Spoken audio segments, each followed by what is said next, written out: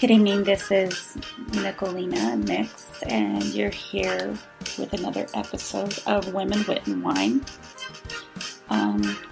Tonight's episode, it is just me tonight, is called Everybody Has a Story. Everybody's got a story. So, and what prompted me to do this was I recently took a trip for work to Phoenix, and I met a young man there, and I took the time and I listened to his story, and I found it to be very heartbreaking, but a lot of it hit home. So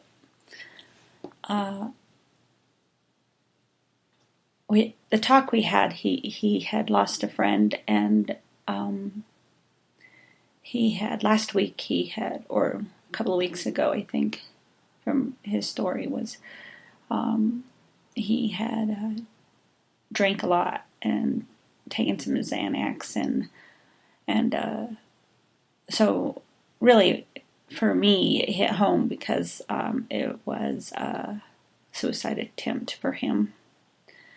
I'm grateful that he's here today. I'm grateful that he shared his story with me. It's been kind of an emotional couple of days for me because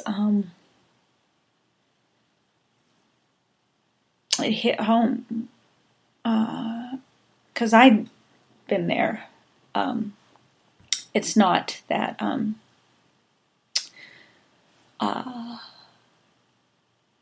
he had lost a friend, and he was feeling that he wished it were him.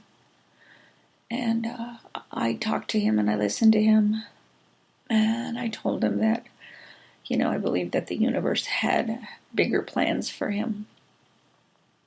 And I mean, what do you do in a moment like that? When I left there, I felt pretty good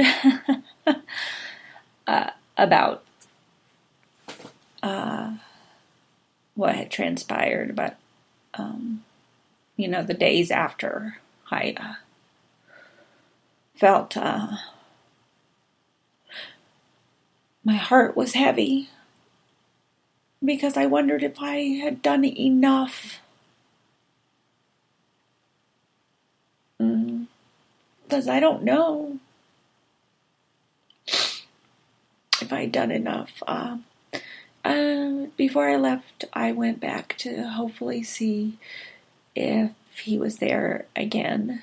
And he wasn't. I gave him my card, but silly me, I should have gotten his number, just so I could call and check on him. It's hard because this hits home, and this kind of, I kind of talked about it last week, and I don't really know what more I could have done. I hope that I did enough, but sorry. My heart is heavy, and I just kind of I pray and I meditate that he's okay, and hopefully he'll reach out to me and let me know that he's okay. It's interesting because I myself, and I've talked about this on the show a lot, that I suffer from depression, obsessive compulsive disorder, and PTSD, and it's tough out there. It's tough when you're in that hole, and when you feel like you can't get out of it, and nobody really understands what you're going through, the pain that you're suffering from. I know that for me, I mean, I think it's different. It's definitely different for everybody. And for me, it's this black hole that I fall into, and although it's kind of a small hole, I let myself live there while I'm in that moment, and as even though I'm trying to get out of this space in me,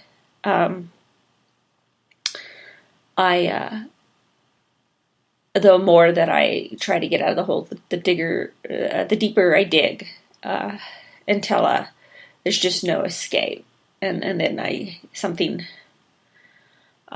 drastic happens. I do something drastic. I've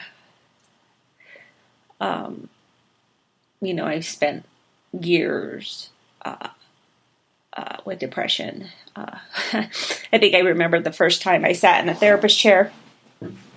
I was 5 because I couldn't cope with my parents' divorce. And I remember going to a therapist every week, figuring out how to cope. And, it's just been kind of an ongoing cycle of my life. And being in and out of those moments of not wanting to go on. I don't even know how to begin.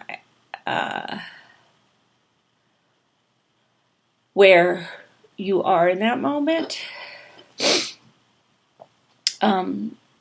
It's very interesting because there's the song that by the I think it's the Goo Goo Dolls.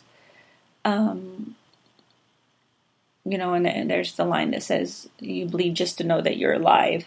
And in many cases, that's very true for some people that suffer from depression, who are so numb because they're overwhelmed with their pain, and they're in this abyss of feeling lost and disconnected and detached. For some cutter, I think for some people who cut, the possibility is it's that reassurance of knowing that you're alive, because you kind of you see the blood, but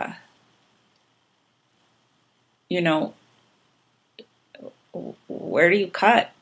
I mean, where does the bleed start? Where does the blood start flowing? Because when you're so overwhelmed and you can't get out of this abyss of depression, where does it start? Where do you go? I'm one of these people that I'm terrible about saying, "Hey, I really need a friend right now." A lot of mine are a lot of those instances are kind of, "Hey, what are you doing?" Instead of coming out and going, "I'm having an off day and I could really use somebody to talk to."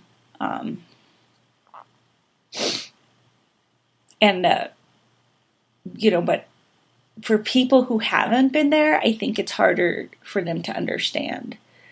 I think that we spend our lives hearing "snap out of it" kind of thing, and we can't snap out of it. It's especially for me. I mean, mine is the OCD. I will rehash and rehash and rehash in my head over what I did wrong. My daughter laughs at me because if something I feel hasn't gone right and doesn't feel within my control, I'll have this conversation in my head while I'm driving, and I'll use hand motions, and so she'll laugh. She goes, Mom, are you talking to yourself again? Are you arguing with yourself? That's what she'll say. And I'll say, yeah, don't judge me kind of thing. um, I, what do you do? I mean, I don't live there, so,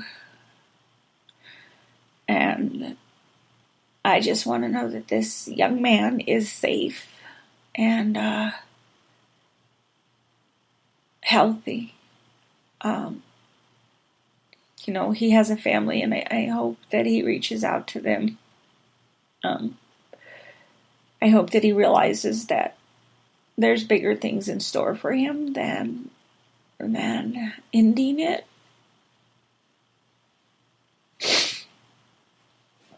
I myself have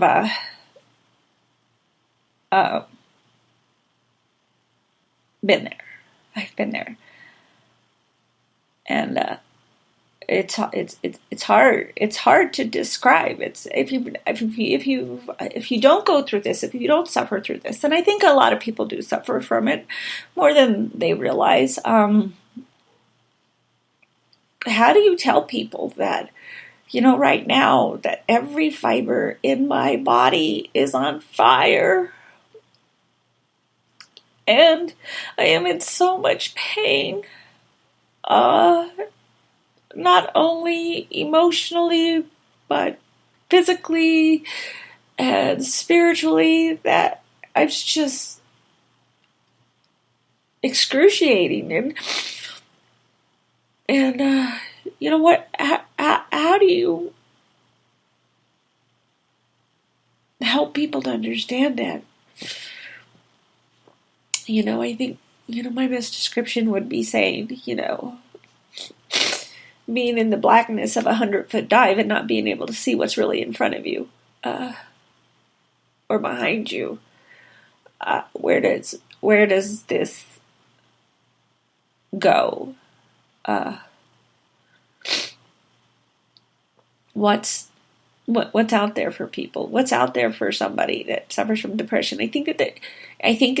I think we have so many avenues, but what about for the people who don't have health insurance, who don't have a means to take care of it? We tend to self-medicate, and whether it's alcohol or it's drugs.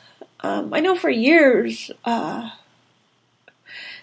alcohol was a big thing for me. I was on antidepressants, and after I went through my last divorce, 22 years ago, I finally was on antidepressants after all these years, and I had been, maybe in 2001, was diagnosed with clinical depression, and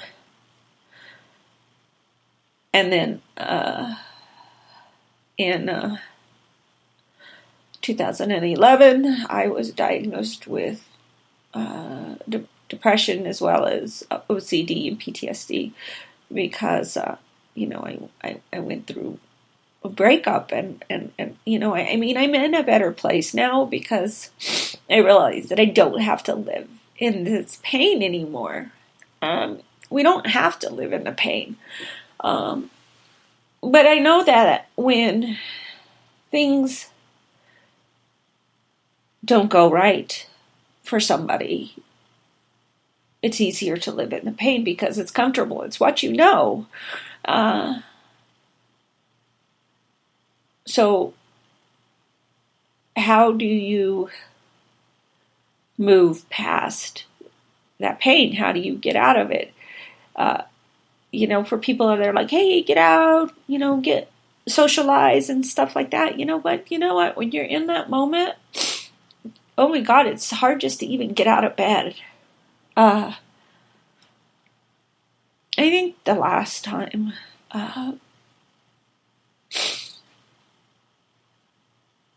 my last attempt was in 2011, September. I was almost successful. And I let my life become I let somebody else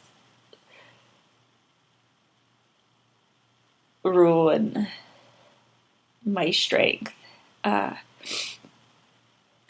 I'm in a better place, I've chosen consciously not to really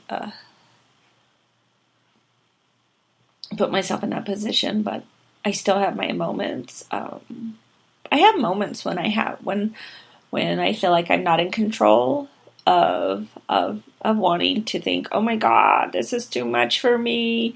I'd be better off dead. But I know that I'm not. I know that we have so much to live for. We have so much to teach other people. And especially if you could talk about it, if you could talk about your depression, if you can talk about where you're at in that moment, how it feels, maybe people can understand. Maybe,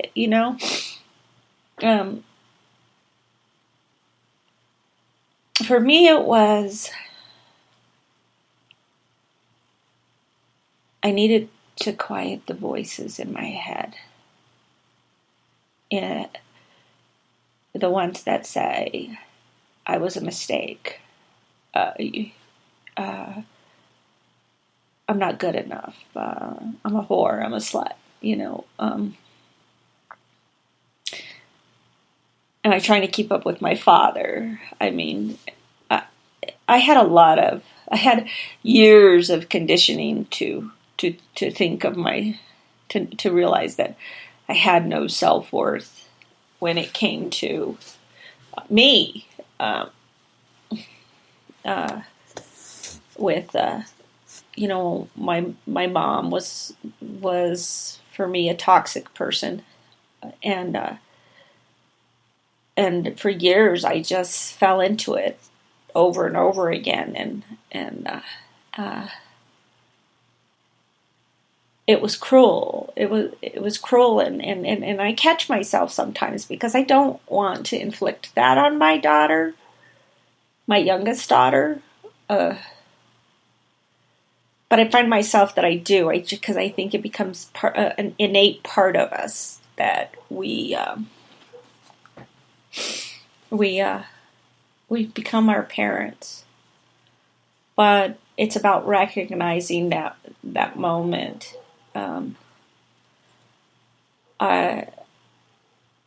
Not feeling good enough, feeling like you're a mistake, feeling like you're a tramp, because, all of a sudden you started developing, being told that, you deserve a situation. Everything bad that happens to you, you deserve. I think that was a statement she said to my daughter when I was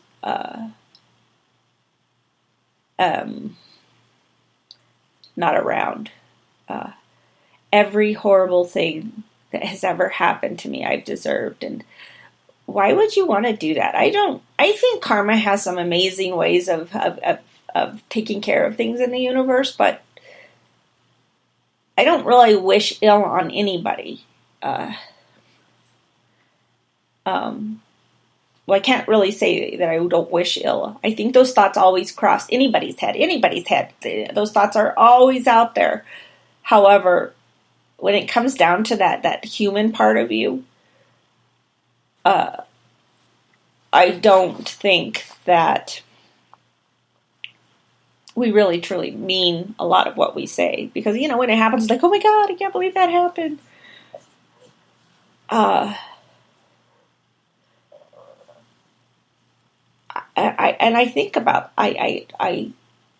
think about what is it that we can do. I mean,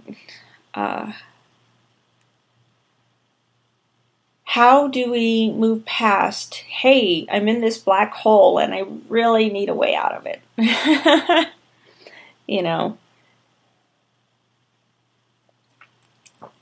How do we get past the, hey, just one more drink? I'm like one of those people that don't get me wrong. I absolutely love wine. I did have some years where I probably, I had a year where I had cancer and I just bought this house, and I know that I could tell you that entire summer I spent on the couch drunk. Not healthy, absolutely not healthy. And so like, I try not to get there, anymore. Because I think that that's when it makes it easier for us to get deep. It's taking out the shovel and it's digging that hole and getting us deeper and deeper in it. And then we realize, oh my God, there's no way out of this. I forgot my rope. I forgot my ladder. What am I going to do? And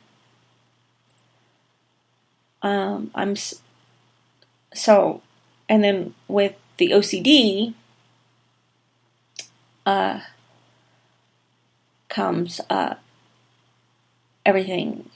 every bad mistake that you make, every fuck up that you have. It's like, ooh, let me poke you, and hey, guess what? Wake up. It's 3:00 in the morning. Let's talk about why your life is fucked up and why you're in the place that you're in. So everybody has a story, and what I'm interested in knowing is, what's your story? What is your story? My story is, I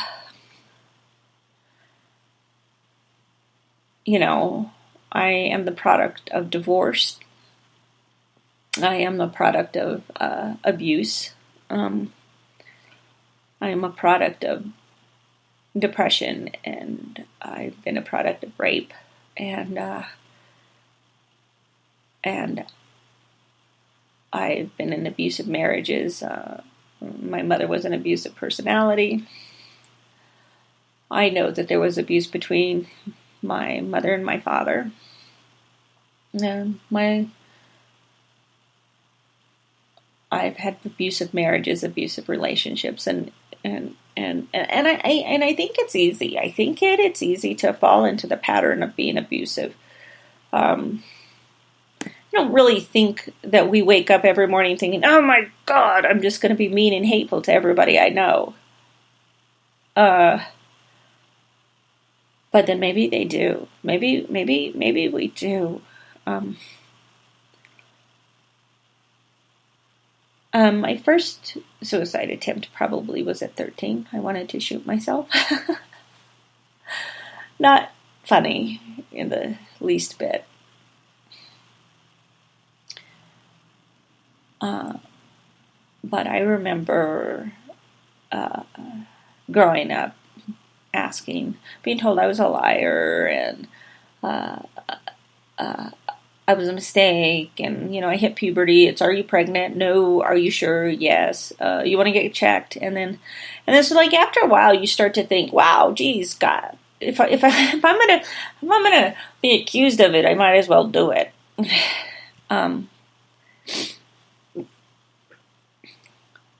I ran away a couple of times from home. I ran away to my father once. My father was far from perfect, but I thought he was a decent man.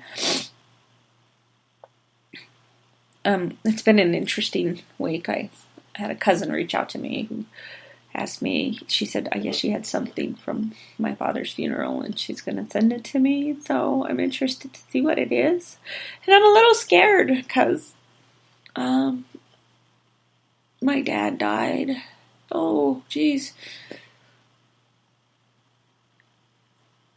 In 2000. So it's been 17 years since my dad died. And I miss him. He was one of those people that he made his life harder than it needed to be, and I think maybe that's where I get it from. But he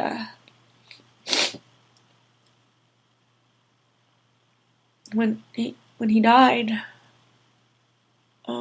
a month before he died, I called him and told him I loved him. And he died of cerebellum degeneration. And, the 210 man was probably 85 pounds in a coffin. And I didn't recognize him.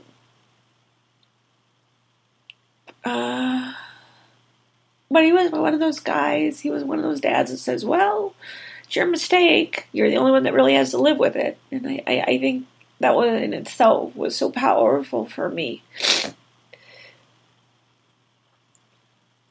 Because it's realizing that there's a consequence to everything that we do. All our actions.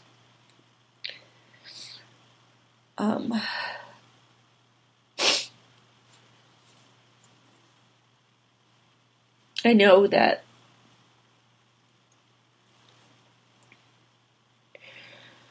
and I stopped talking to my mom in 2004, so I really haven't had a lot of family. I mean, I'm the black sheep, and that's okay. I'm okay with being the black sheep. It saves on my Christmas presents.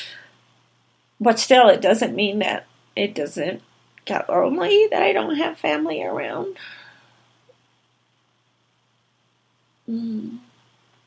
That my rock has been my daughter all these years, my youngest daughter. Because I don't have a relationship with my oldest daughter. Yeah, thanks to my mom. But, so what's your story? Tell your story. Share it. I think the more you share it, the less power it has over you. You don't have to be a victim of your past. I'm not. And I think that probably the last 6 years I've been in a better place than I've ever been. And I take things with a grain of salt, but it doesn't mean that I still don't have those moments. I still don't have times where I think, oh my God, if I just drove into traffic, it would all be over and I'd be so much better. Oh my God, if I just walked into that ocean and never returned, life would be so much better. I do. I mean, those thoughts are persistent and they go on. They're every day. They're like, oh crap. Guess what? Guess what we're going to talk about today? Guess what we're going to think about? And guess what we're going to live with? And I really think that it's interesting because my show last week, I was kind of me rambling about what we could do about not having the blues during the holidays. However, yes, I should do this. And then I met that young man, and it brought a lot to the surface about who I am, where I've been, and what I can share for people. It doesn't have to be the end. It doesn't. We can have those moments of depression, but we don't have to unpack. We don't have to live there. It's not.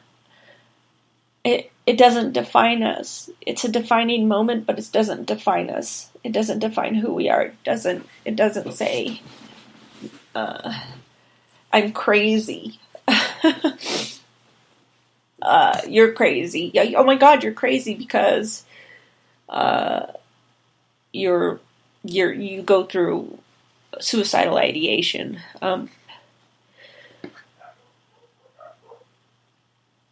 Talk to people. Get out of your house. You don't have to live in it. I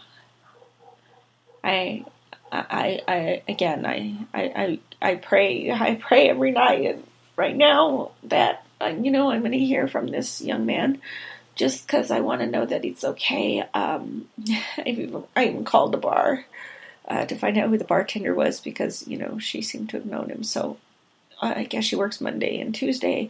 So tomorrow I'll be calling, or Tuesday I'll be calling to say, hey, any chance that you seen him? Because no. I was just kind of worried.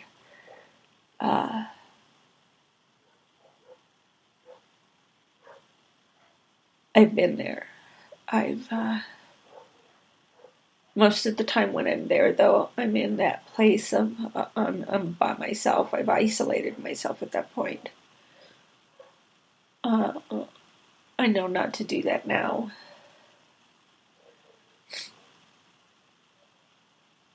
I know that life can be better.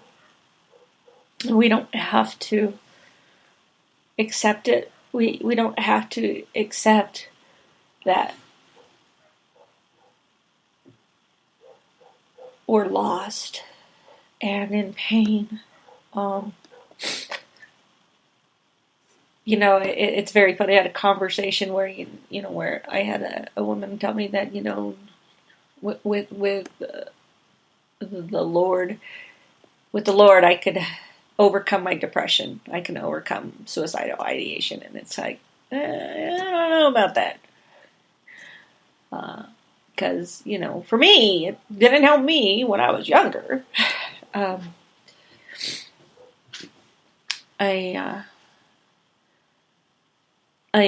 and it's interesting because I was listening to Tony Robbins, and where he talks about if you're going to give your parents credit for fucking you up, you have to give them credits for the things that were positive in that aspect too. I believe my mom made me a stronger person. Maybe there were some good things, and I acknowledge that. I don't have to live in that toxic environment. I don't have to deal with a person who treated me like I was a burden. When you call your mom and she says, "What do you want?" It's like, gee, thanks for sharing. Thanks for sharing this. You don't have to live there. You don't have to be alone. I want to know that, know that you're loved, and know that there's somebody there that's been lost just as much as you are. I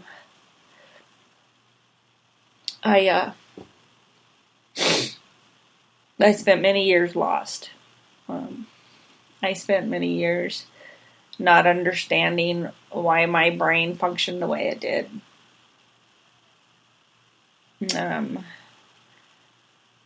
I don't take medication currently because I think I've learned to cope with it. Do I think it's perfect all the time? No, because I still have my moments. I still have those moments of, oh shit, I can't fucking pay my bills. Maybe I should just kill myself. Oh shit, I lost my job. And I'm not going to pay my bills. And I'm going to lose my house. And I'm going to do this. Shit, maybe I should kill myself. Every day goes on. Little things. That moment of maybe today I can stop breathing.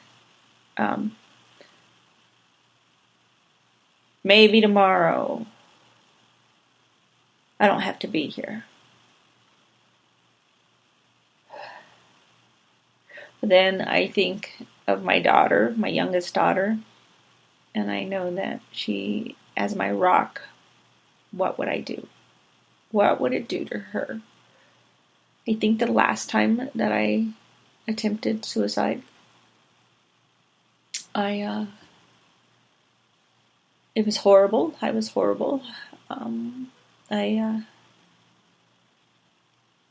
took her to school and I dropped her off and I came home and I tried to overdose. And my boss came and helped me at the time and took me to the hospital, and my daughter was angry with me and told me a week later that she couldn't believe that I did that to her. I couldn't believe that I did it to her, but you know what? I was in so much pain. And if you don't know that feeling, you can't see the hand in front of you.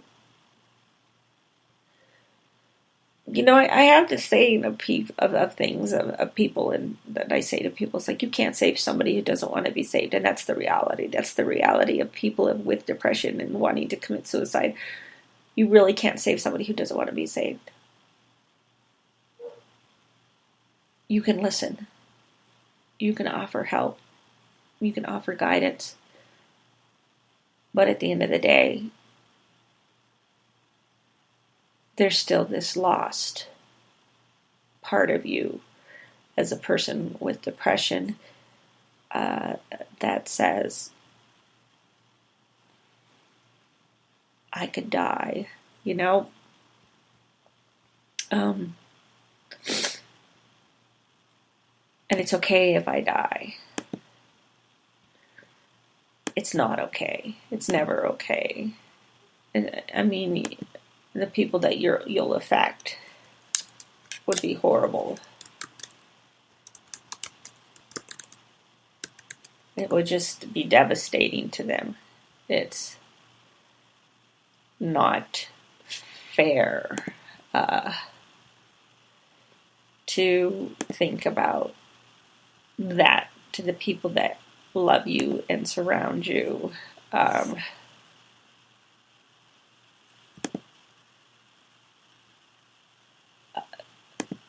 Just,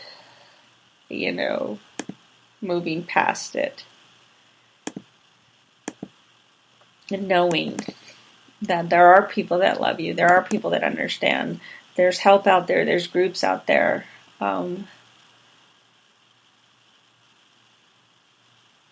You have friends, and sometimes you just need to say that.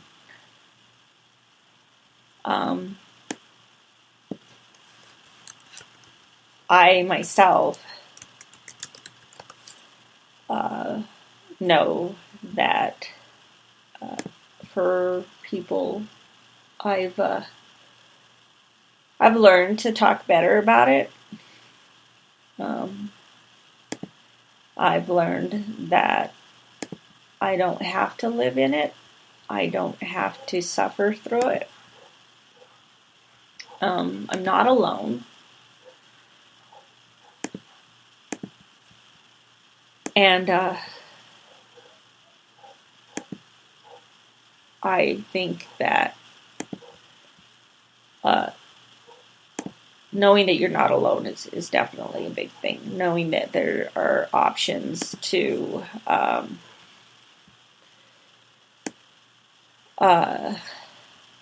there's that options. You don't have to this is not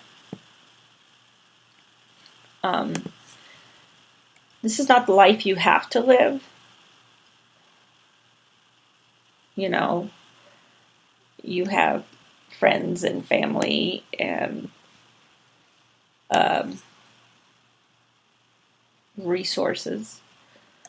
Even if you don't have insurance, there's plenty of out there.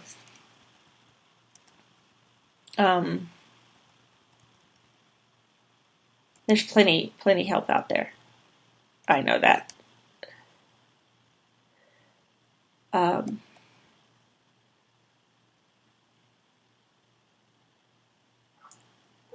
just kind of lost my train of thought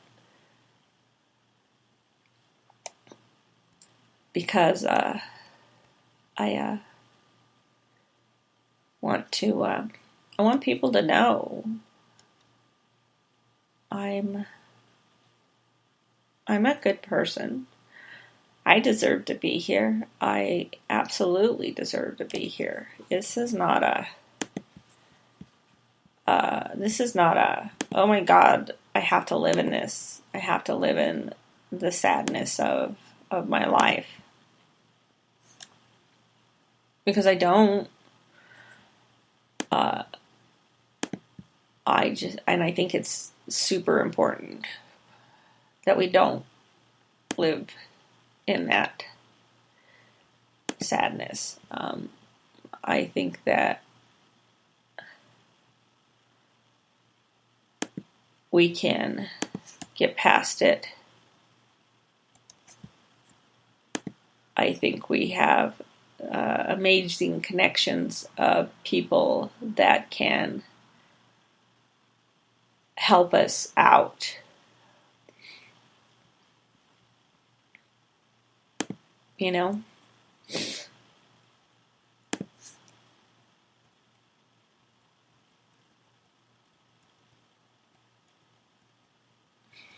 Well, I am going to wrap this up. And again, I'd love to hear your story. Tell me your story. I think that the more we talk about it, the more power it loses, the stronger we get. This is Nicolina Nix, and you're listening to Women, Wit, and Wine. Hope you've had a fantastic night and happy holidays, and I'll probably be back next week.